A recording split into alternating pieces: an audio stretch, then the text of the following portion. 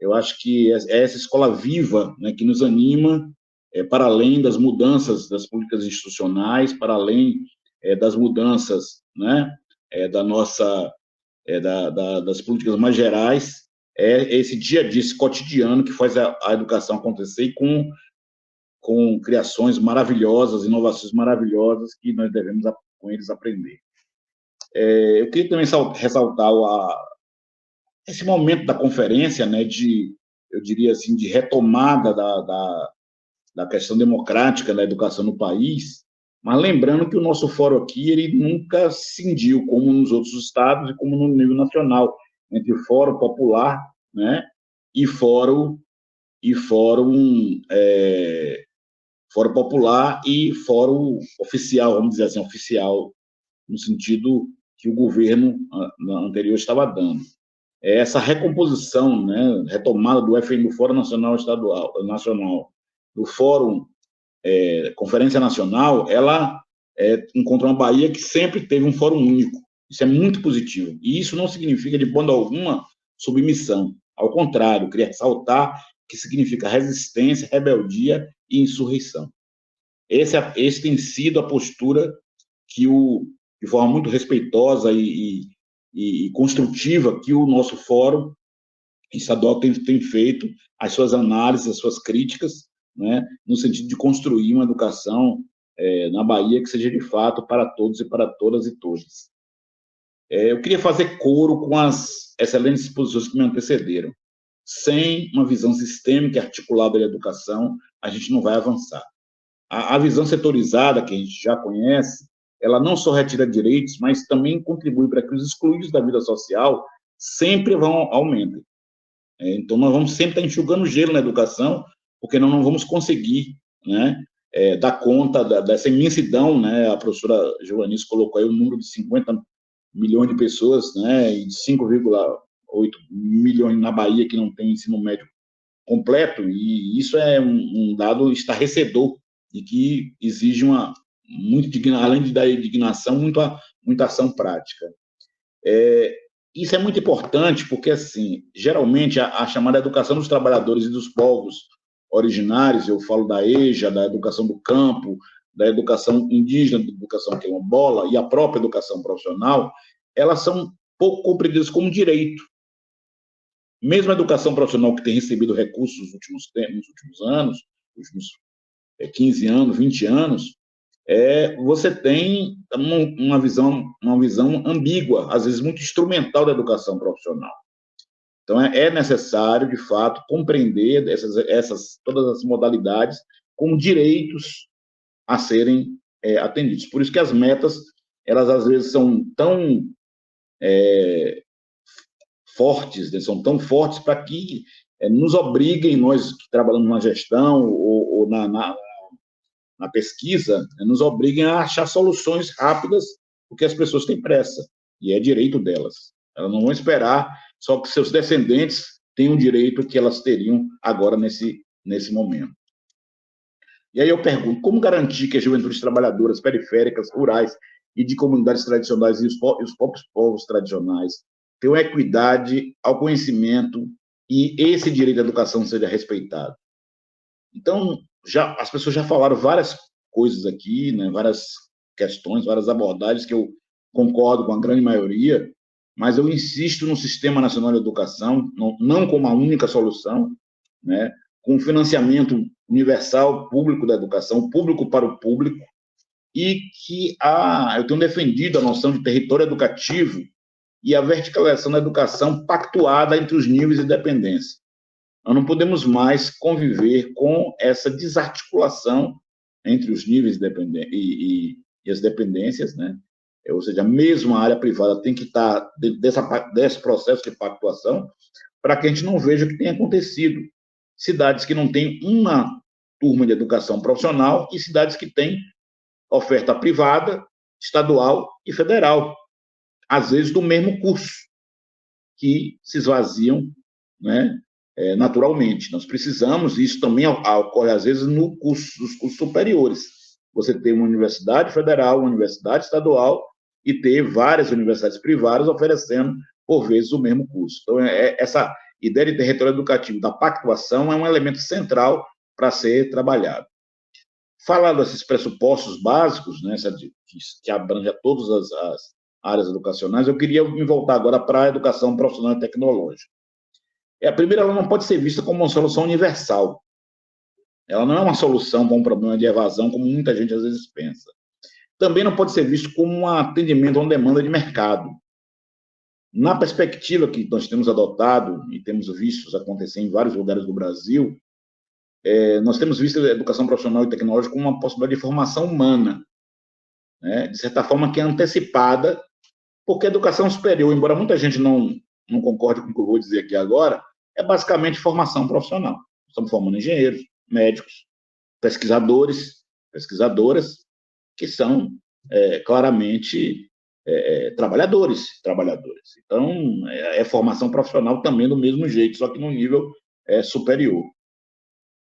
A educação profissional no nível médio, ela antecipa essa decisão, né, do jovem, do adolescente, em relação ao seu futuro profissional, mas, embora, né, nós temos defendido, e felizmente no Brasil voltamos a essa possibilidade, que haja a possibilidade de continuar os estudos. E a ideia de verticalização é nesse sentido, que ele possa prosseguir, se ele quiser, se assim ele quiser, na própria área que ele fez o curso técnico, né? Isso como já tem acontecido com a UFSB, como já tem acontecido nos próprios institutos federais, esse processo de verticalização. Mas, assim, que formação humana eu estou falando, né? Acho que a gente precisa ter uma clareza de que formação nós estamos falando. Porque quando a gente fala de educação profissional, todo mundo é a favor, ninguém é contra a educação profissional. Mas existem percepções, existem concepções em relação a isso. E nós temos defendido de que, mesmo nessas mudanças aceleradas do ponto de vista da tecnologia, do ponto de vista dos modelos de produção, do ponto de vista da própria situação da globalização, os trabalhadores e trabalhadoras precisam de uma formação integral, de uma formação sociotécnica e de uma qualificação social e profissional. Observe o peso do termo social nesse processo. Não queremos formar apertadores de parafuso, mas cidadãos e cidadãs, pessoas capazes de ter empatia, solidariedade, sororidade, capazes de compreender os problemas que estão no seu entorno e tentar ajudar a resolver, compreender seu papel nesse processo. Então, não é formar uma força de trabalho qualificada que nos move apenas. Teremos essa força de trabalho qualificada, mas qualificada em vários sentidos.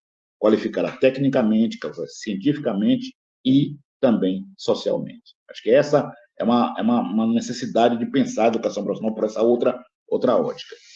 E aí, grosso modo, a gente pode dizer que existem duas possibilidades, né, que estão hoje, se falou muito aqui em projetos em disputa, a própria secretária Adélia falou muito bem disso na abertura da conferência, né, dos projetos em disputa, e nós temos aí dois grandes projetos de educação profissional que sempre se debateram, e o projeto hegemônico sempre estava lá na frente, e ultimamente é que nós temos conseguido dar uma revertida nessa situação, pelo menos ter experiências concretas, né, em relação a uma outra perspectiva. Estou falando da perspectiva emancipatória, que compreende a educação integral, a compreensão das contradições do mundo do trabalho, a vinculação com o desenvolvimento socioeconômico e ambiental dos territórios e a seguridade social, que propicia acesso à cultura, ciência e tecnologia, que integra a formação geral e formação técnico profissional. Eu, inclusive, defendo que é indissolúvel essa relação, não se pode separar,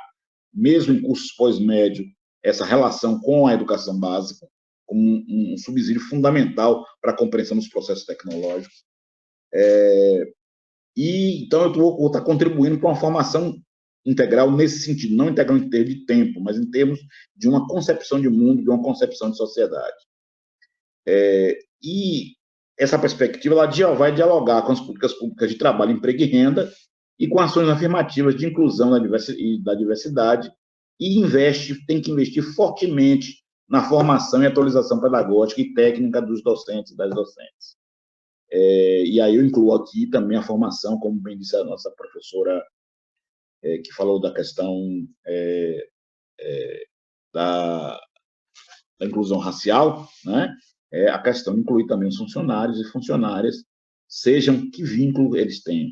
Eles também têm que atuar enquanto educadores e educadoras populares, né, dentro do processo educativo. Essa educação profissional emancipatória, ela tem o trabalho como princípio educativo e a pesquisa e intervenção social como princípios pedagógicos. Inclui estudos sobre sociologia do trabalho, organização social dos processos de trabalho, história, geografia e filosofia das ciências, tecnologia da produção e das tecnologias sociais e sua implantação. Ou seja, ela precisa de educação básica e, e dentro do seu percorrer vai incluir, obviamente, um conjunto de Nildo não gosta mais da disciplina, mas de componentes curriculares que abordem, né, se aproximem do mundo do trabalho. Isso dá um sentido também a essas disciplinas. Você não está eliminando conteúdo, nenhuma visão geral da disciplina do componente curricular ou da área de conhecimento, mas você está aproximando ela do mundo do trabalho.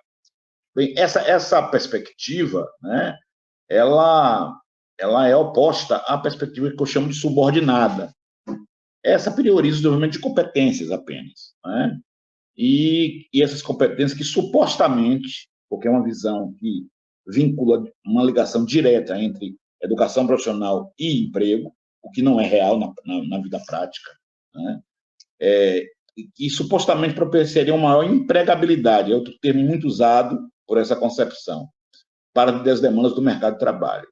Além disso, estimula a inovação e o empreendedorismo. E eu quero deixar bem claro que eu e as pessoas que trabalham conosco, né, nessa linha de pensamento, não é que a gente seja contra o empreender enquanto uma posição, enquanto uma forma de sobrevivência, mas nós não podemos naturalizar essa forma de sobrevivência e transformá-la numa ideologia, que é o que está sendo feito.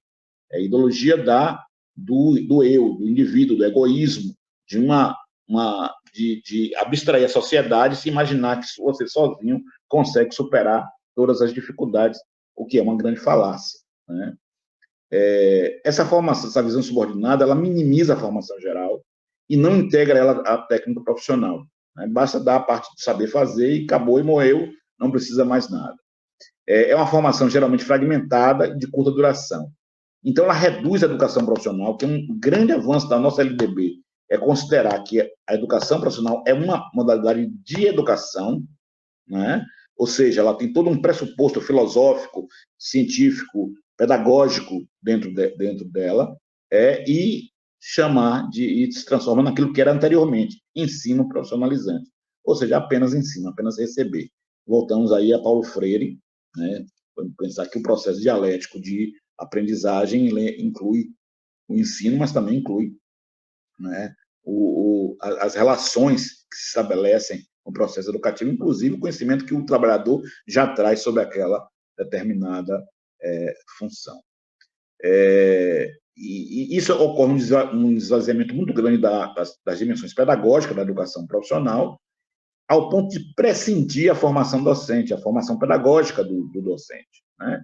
E aí o tal do notório saber aparece como uma possibilidade. E, mais uma vez, eu ressalto que não está se contestando os conhecimentos que se adquirem no trabalho, os conhecimentos que se adquirem na vida social, enquanto válidos socialmente. Mas a diferença entre o reconhecimento desses saberes, o reconhecimento desse sujeito que conseguiu acumular conhecimento, não significa abstrair que existe uma profissão docente que exige a dimensão pedagógica. Nós temos que celebrar os nossos griots, os nossos pajés, os nossos anciões que têm um conhecimento étnico, conhecimento cultural, territorial, né? Mas também temos que compreender que existem outros processos e que aí inclui a dimensão pedagógica nesse sentido. Então, não dá para confundir o que a reforma coloca como notório saber com o reconhecimento de saberes de trabalho, que é uma conquista também colocada na LDB.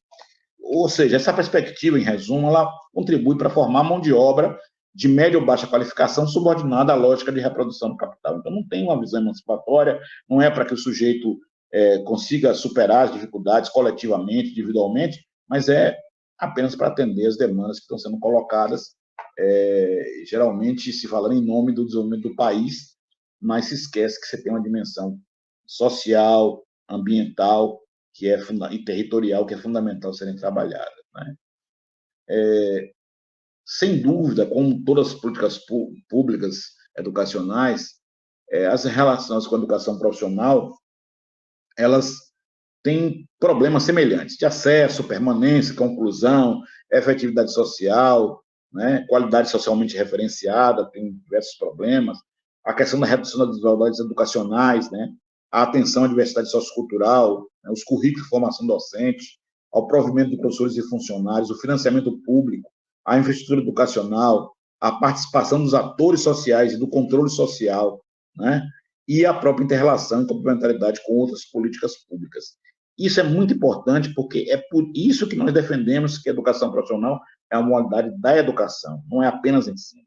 Ela tem um conjunto complexo que a inclui no bojo das políticas educacionais. E tem algumas questões mais recorrentes e outras mais urgentes, e também emergentes, vamos dizer assim.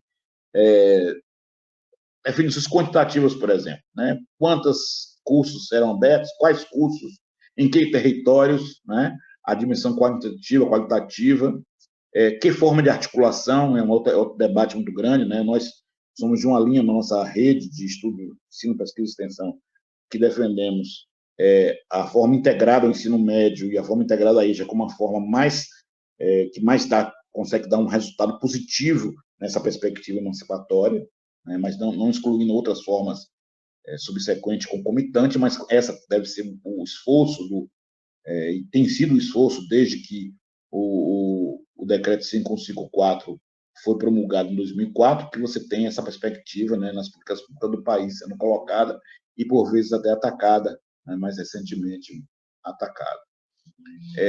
As tensões entre público e privado são muito fortes, né?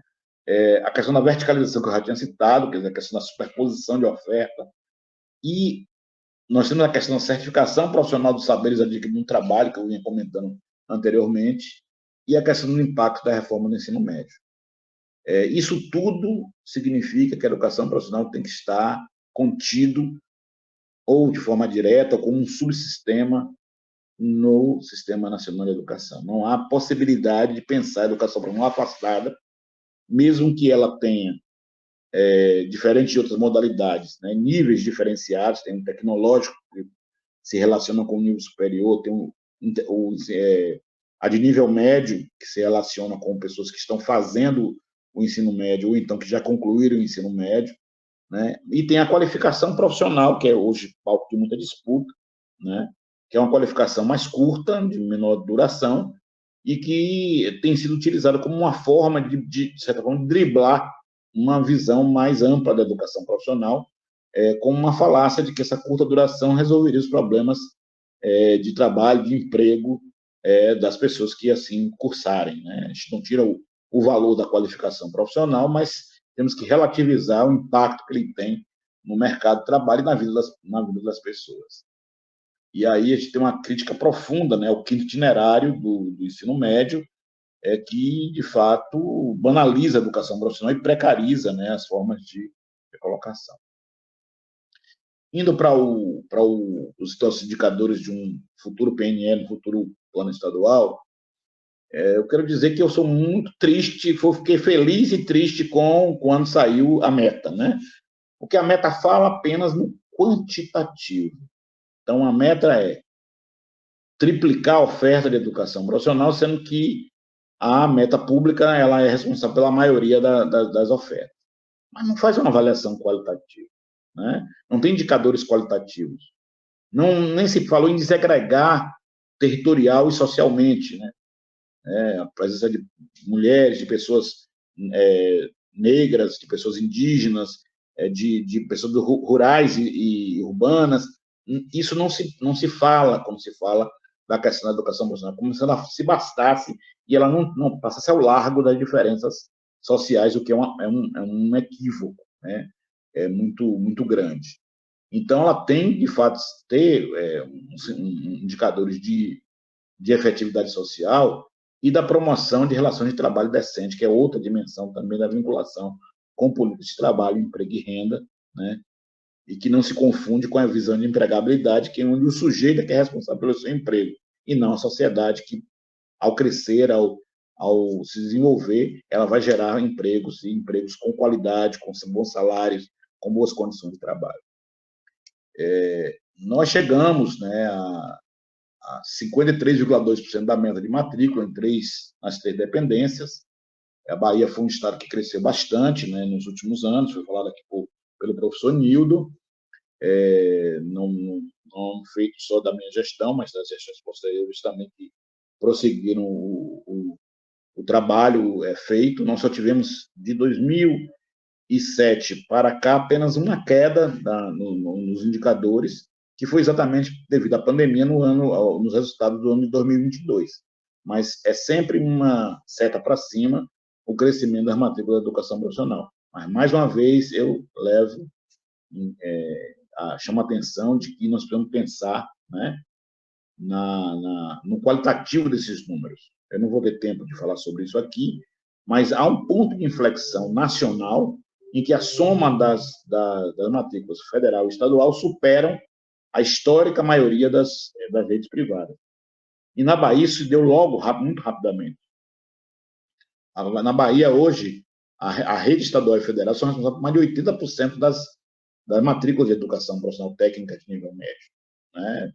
Pouca gente sabe disso. Tem cursos que só a rede estadual oferece. Tem cursos que só a rede federal oferece. São menos. A rede estadual é extremamente capilar. Está em mais de 200 municípios. A rede federal um pouco menos, mas cresceu muito nos últimos anos. Então, a educação profissional pública, ela tem um peso fundamental na Bahia. E qualquer problema que acontece com ela, a meta não é alcançada, porque, infelizmente, o que a gente percebe pelos gráficos é que o crescimento maior da rede privada se dá quando o público financia. Foi o caso do Pronatec. Os primeiros anos do Pronatec houve uma explosão de cursos técnico nível médio da rede privada. Quando o Pronatec decresceu e a própria governo anterior não deu muita atenção, né, houve uma queda também no mesmo sentido. Quem tem sustentado, mesmo na situação mais difíceis, são as redes públicas, estaduais e federal. Elas é que têm sustentado o crescimento da educação profissional no país, e eu acredito que seja, e o integrado aí tem um papel fundamental nesse processo, na medida que ele tem uma permanência na escola e etc. Eu queria dizer realmente que, já caminhando para minhas conclusões finais, né, eu queria dizer que nós estamos profundamente preocupados, desde 2016, estamos preocupados com os caminhos que a reforma do ensino médio coloca, no geral, mas particularmente no impacto sobre a educação profissional. Eu considero que as medidas tomadas pelo MEC, né,